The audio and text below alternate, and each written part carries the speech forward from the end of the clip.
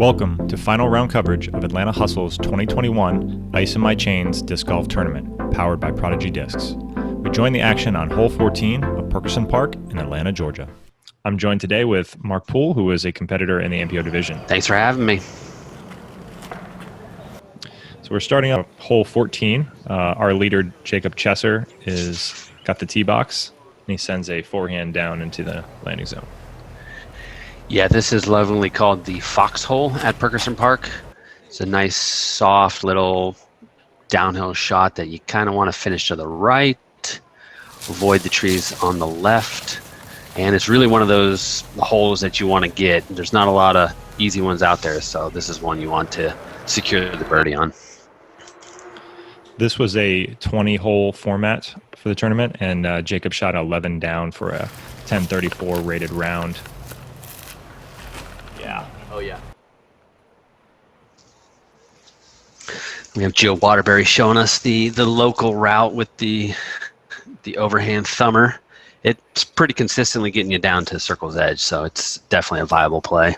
And he landed close, but then rolled a little bit away and gave himself a little meat on the bone for that birdie putt. Yeah, I talked to him afterwards. He was definitely thinking about that putt for sure.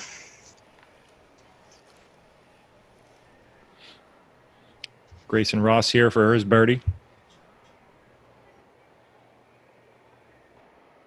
Takes his time, puts it right in, getting that birdie.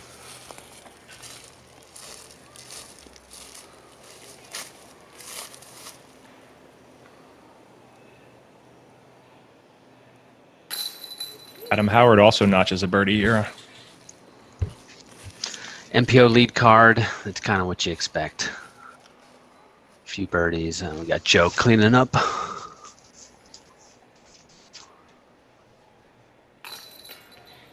And Jacob with a comfortable 8-stroke lead right now. 5 holes to play. Just trying to finish it out. Not losing any ground there. Nicely done. Yeah, I'd say that's what you normally get an MPO card. 3 birdies.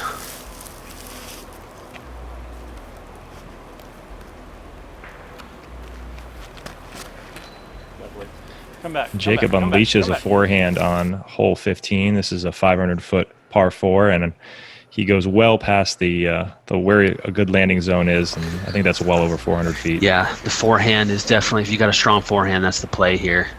The danger really is over to the left. It's hard to see on the camera, but it falls, the hillside falls towards the left, and that rough is pretty rough. It's hard to get out of. So if you got something that finishes right, you're going to be in good shape to get up and down for at least a par, maybe a birdie opportunity.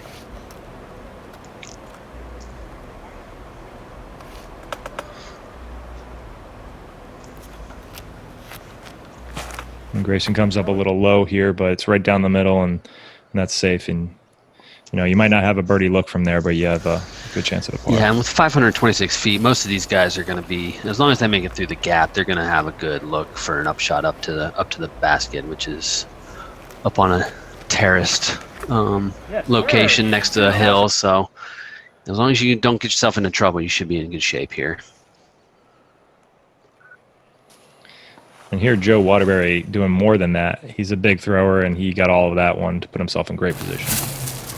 It looks like Grayson's the farthest out and has a easy forehand up to the side hill. And you can pick your speed here. You got that hill as a backstop, so you can power something in or throw something floaty up to the steps.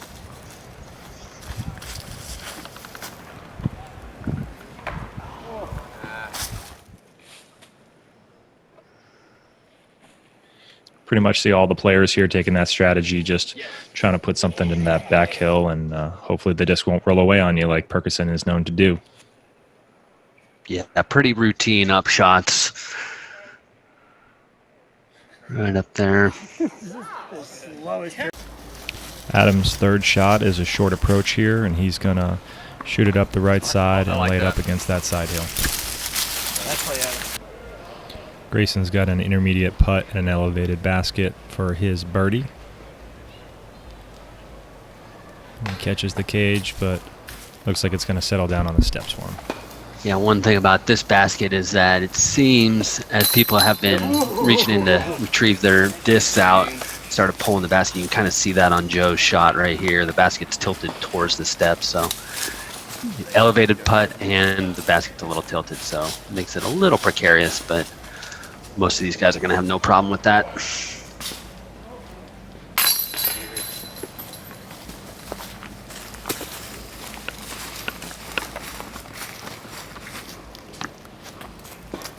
Love the sound of those chains.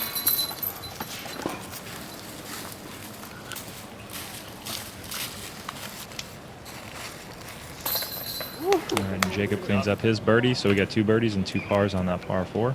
Hole 16, downhill 320 feet, par 3. You got really 3 lanes, but for most of the righty backhands, they're either going straight up the middle, like Jacob, or you'll see a hyzer out to the right to kind of swing it in from right to left into the basket. It's not particularly far, especially with the downhill.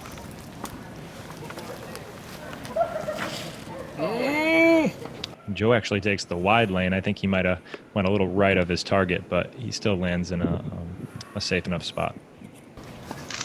Yeah, for me, I prefer the outside lane to the right. You just don't want to hit those trees right off the get-go.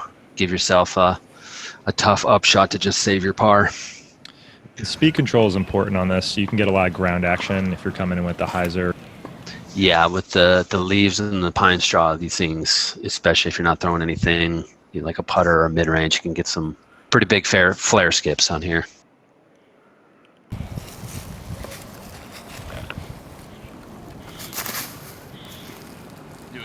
Wow.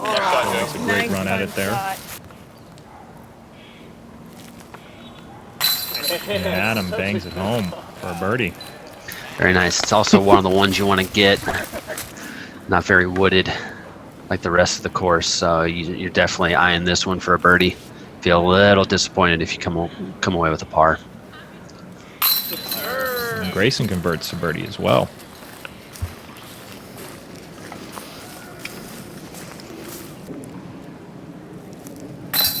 Leader does his job as well. 3 birdies on that. Man, no sweat. No sweat at all. So that's the way you like to play disc golf. Some easy birdies. Now, hole 17, one of the more iconic holes, up there with hole 14 at Perkerson Park. Yes, you got 2 lanes here for the righty backhand. At the inside lane that Jacob's trying to hit with more of a flex line. And you also have the wider gap for the more hyzer, kind of similar to hole 16, but longer. It's still downhill, but it's a healthy throw for sure. Get sneaky. Get sneaky. And Adam goes right down the middle, but he hits those overhanging branches, which sends him off to the left in the brush where Jacob also ended up. Oh, yeah. That's the tree you want to avoid for sure. And that kicked right, so he's gonna have a tough upshot. Oh, yes. Go. You resurrected us. Let's go in the hole. And Joe stepping up and showing us all what we expect to do every time we go to hole 17. Oof, what a shot that is. Right there, circle 1. That's a great shot. Okay, he's got to go around this giant bush that seems to be thriving in the winter. Yeah, he finds the one bush in the fairway. Ah, but look at this shot. Roller. Wow. You know, I said he's going to have a difficult upshot, but that was an impressive shot right there. That was great. Looks like Jacob's having to get a little creative with this upshot.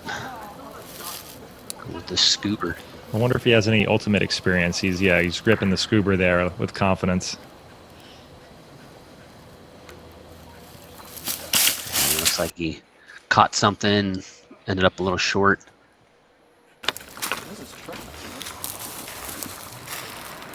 Adam also in trouble, but off to the side of the bush here, so it looks like he has a lane.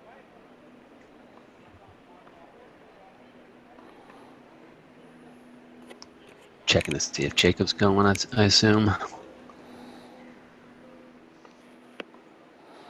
Giving it a run. Why not? Last hole. Absolutely. Absolutely.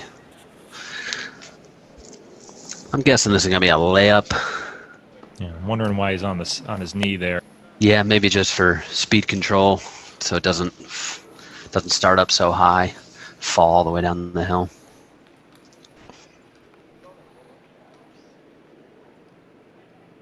Ooh, Joe hits the cage, but luckily doesn't roll down that steep side hill, and he's able to knock it home for his par, and a really good tournament for him at 7 under. Is there a playoff next? Absolutely, this is a home course, so that was a good showing from him. Also finishes at 7 under. And Adam does a little dance. Are you trying to get in this? This was a fun group. I think they really enjoyed playing together. 360 disco. 420. Jacob cashing it out. Man. So I was looking at the scores. Apparently he had 2 bogeys. Hole 1 of round 1 and hole 18 of round 2. So he bookended with the only bogeys on his day. So 40 holes and 2 bogeys. That's impressive. Post-game interview. Yeah, I think he averaged a 1030 rating for the weekend. So got to be happy with that, and we probably can expect some other good scores coming from him this season. Absolutely, that was a great showing, and I mean he crushed the field. So congratulations to Jacob. That was an impressive win. Yeah, and I think all in all, a really good tournament, and be on the lookout for some future Atlanta Hustle events around the metro area here in Atlanta. There's so many great players out there that can have some great events for them. Hopefully, some more coverage like this. All right, thanks, Mark. Really enjoyed it. Absolutely. Thanks for having me.